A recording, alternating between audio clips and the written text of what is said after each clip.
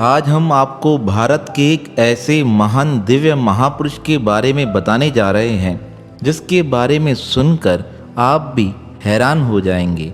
उनके जीवन में ऐसी दिव्य लीलाएं हुई कि भारत के पहले प्रधानमंत्री श्री जवाहरलाल नेहरू से लेकर श्री अटल बिहारी वाजपेयी तक उन्हें अपने गुरुदेव के रूप में स्वीकार करते थे। इंदिरा गांधी के विषय में तो कहा जाता है वह तो निरंतर किसी कार्य के लिए उनका दर्शन करने अवश्य जाती थी। एक बार की बात है, भारत के महान अभिनेता अमिताभ बच्चन का किसी दुर्घटना में स्वास्थ्य बिगड़ गया। किसी फिल्म की वह शूटिंग कर रहे थे। शूटिंग करते करते सामने वाले अभिनेता का एक मुक्का उनके पेट पे लग गया था। इस कारण डॉक्टरों ने उन्हें मृत घोषित कर दिया। बहुत लोग उनके बचाव के लिए प्रार्थना कर रहे थे।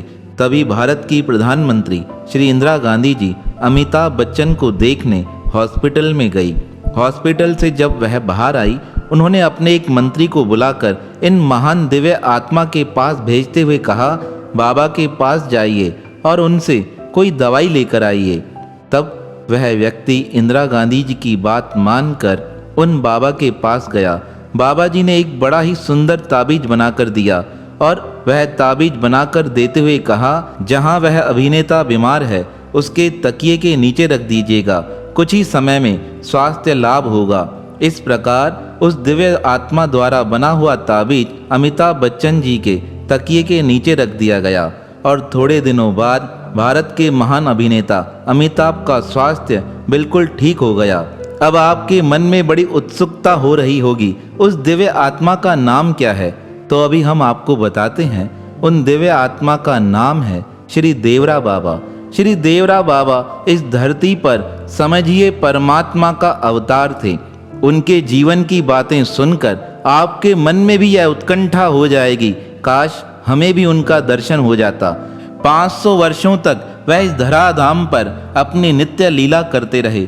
आज तक उनके परलोक गमन के पश्चात भी कई भक्तों को वह दर्शन देकर उनके जीवन की दुविधाओं को वह दूर करके जाते हैं।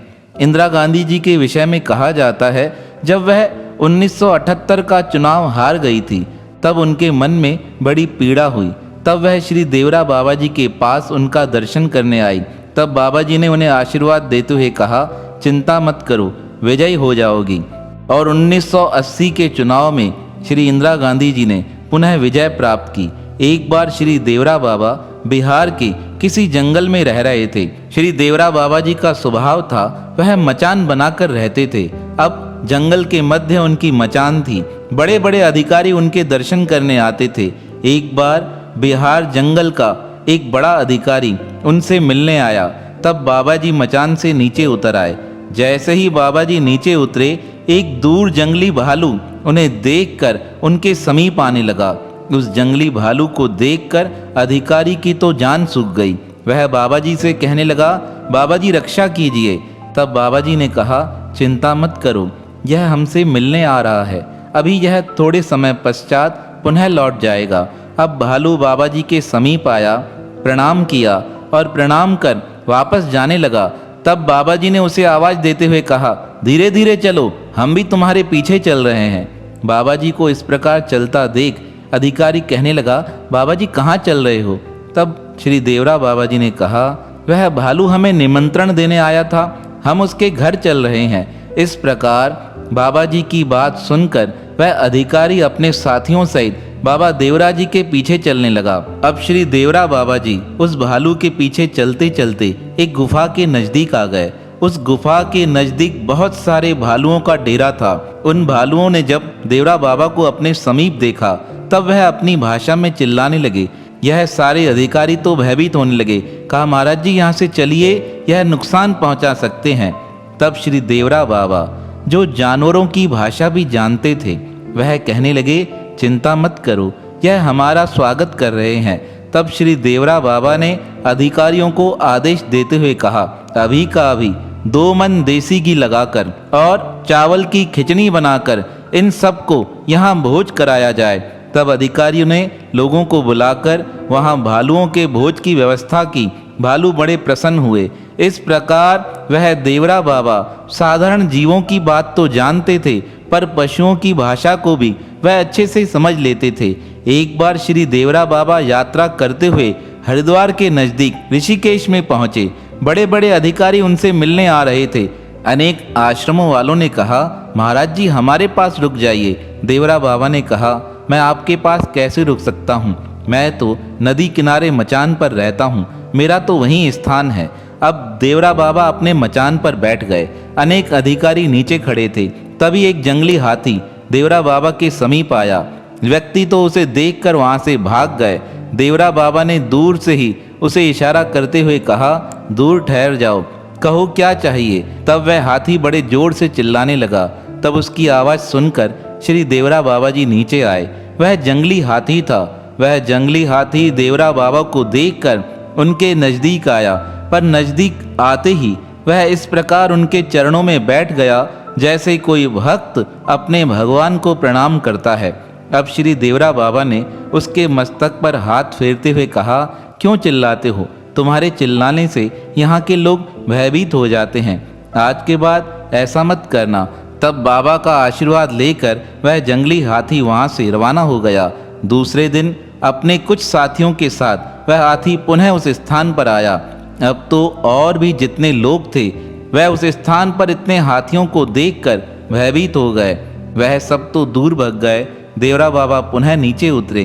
उन्होंने उन हाथियों को देखकर आशीर्वाद देते हुए कहा, क्यों चिंता करते हो, क्या मन में सोच रहे हो। तब वह हाथी सब नीचे झुककर देवरा बाबा को प्रणाम कर अपने जंगल की ओर चले गए। इस प्रकार जब व्यक्तियों ने श्री देवरा बाबा का ऐसा चमत्कार देखा तो बड़े हैरान हो गए। एक बार श्री देवरा बाबा जी मथुरा में प्रवास कर रहे थे। मथुरा में बैठे बैठे देवरा बाबा के समीप एक व्यक्ति बहुत सुंदर केले लेकर आया। उसके मन में यही इच्छा थी कि श्री देवरा बाबा यह प्रसाद ग्रहण करें, पर देवरा बाबा ने तो वह प्रसाद खाया नहीं। उन्होंने एक केला तोड़ा और उस स्थान से उठकर वहां पर आ गए जहां एक गधा बैठा था। उन्होंने उस गधे को केला खोलकर खिलाया।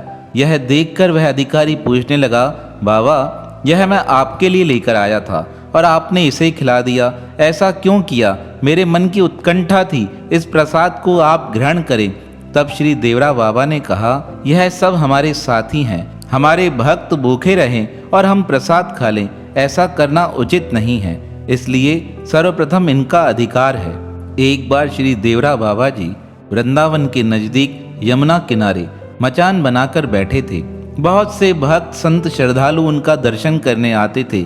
एक गांव का राहगीर उनके पास आकर कहने लगा, अरे देवरा बाबा, आपका बहुत नाम सुना है, मैं बड़ी दूर से आया हूँ, हमारे गांव में पानी नहीं आता है, कुछ ऐसा प्रयास करो वहाँ पानी आ जाए। देवरा बाबा ने ऊपर से मुस्कुराते हुए कहा, अरे पानी की व्यवस्था मैं कैसे कर सकता हूँ, वह तो परमात्मा करते हैं, उन्हें प्रार्थना करो।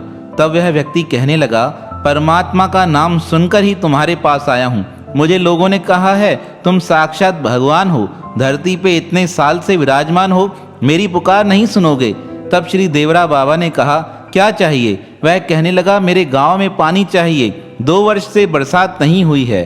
अब श्री देवरा बाबा ने कहा, जल्दी से जल्दी अपने गांव पहुंच जाओगे, जितना जल्दी गांव पहुंचोगे उतने जल्दी तुम्हें वहां बरसात प्राप्त होगी। उसके मन में संशय पड़ गया, ऐसे कैसे हो सकता है, मैं जल्दी से जल्दी गांव चला जाऊं और बरसात हो जाएगी। हो सकता है श्री देवरा बाबा मुझे बहलाना फुसलाना चाहते हो, इसलिए मुझे यहाँ से भगाना चाहते हो। वह देवरा बाबा से कहने लगा, अरे ऐसे कैसे हो सकता है, मेरे जल्दी जाने से बरसात हो जाएगी।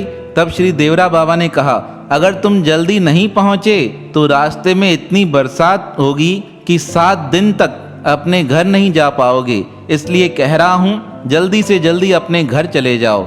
अब बाबा की बात सुनकर उसके मन में संशय तो पहले ही था। वह गांव के लिए निकला, पर एक दिन अपने मित्र के पास रुक गया।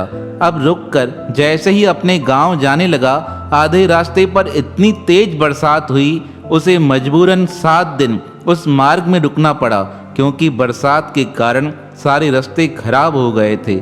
7 दिन बाद वह पुनः लौटकर श्री देवरा बाबा जी के पास आकर प्रणाम कर कहने लगा, बाबा मुझे क्षमा करो, मैंने आपके ऊपर शंका की, मुझे आपके ऊपर संशय हो गया, मैंने आप पर यकीन नहीं किया। अगर मैं आपकी बात पर पूर्णतः विश्वास करता तो मैं सुखमय तरीके से अपने घर पहुंच जाता। बाबा, आपकी भविष्यवाणी सत्य निकली। 7 दिन तक मेरे गांव में इतनी बरसात पड़ी है, जो पूर्व 2 वर्षों से हमारे गांव में सूखा था वह सारा समाप्त हो गया। हमारे गांव की अब फसलें लहराने लगेंगी। बाबा, इस प्रकार मुझ पर कृपा बनाए रखना। तो इस प्रकार श्री देवरा बाबा जी ने अपने जीवन में बहुत अनेक चमत्कार किए। एक बार के विषय में कहा जाता है, श्री देवरा बाबा अपने आश्रम पर बैठे थे। तब शिक्षा विभाग के अनेक अधिकारी श्री देवरा बाबा जी से मिलने आए। जैसे ही श्री देवरा बाबा जी शिक्षा अधिकारियों से बात कर रहे थे, तभी झाड़ियों से एक बड़ा अजगर उनके समीप आ गया। उस भयानक अजगर को देखकर सारे अधिकारी भयभीत हो गए। बाबा ने कहा, डरो मत, यह मिलने आया है। इस प्रकार एक अधिकारी को एक फल देते हुए बाबा ने कहा, इस अजगर को खिला दो। वह अधिकारी कहने लगा, बाबा, मैं उसके समीप कैसे जा सकता हूँ? यह मुझे मार के समाप्त कर देगा। उस अधिकारी की बात सुनकर बाबा ने कहा, चिंता मत करो, यह फल मुझे दो। तब बाबा ने अपने हाथों से फल उठाया और अजगर के समीप आ गए और उस अजगर को अपने हाथों से फल खिलाते हुए कहने लगे, अरे बच्चा, यहाँ क्यों आए हो? तुम्हें पता है यह शहर के लोग हैं, तुमसे भयभीत हो जाते हैं, अपने स्थान पर रहा करो। इस प्रकार उस अजगर के मस्तक पर हाथ फिराते हुए श्री बाबा जी ने उसे जंगल की ओर जाने का इशारा कर दिया। बाबा की आज्ञा मानकर वह अजगर जंगल की ओर प्रस्थान कर गया। तो श्री देवरा बाबा जी के जीवन में ऐसे अनेक चमत्कार हुए जिन्हें देखकर लोग असमंजस में पड़ जाते थे कि साक्षात परमात्मा ही इस धरती पर श्री देवरा बाबा के रूप में विराजमान है।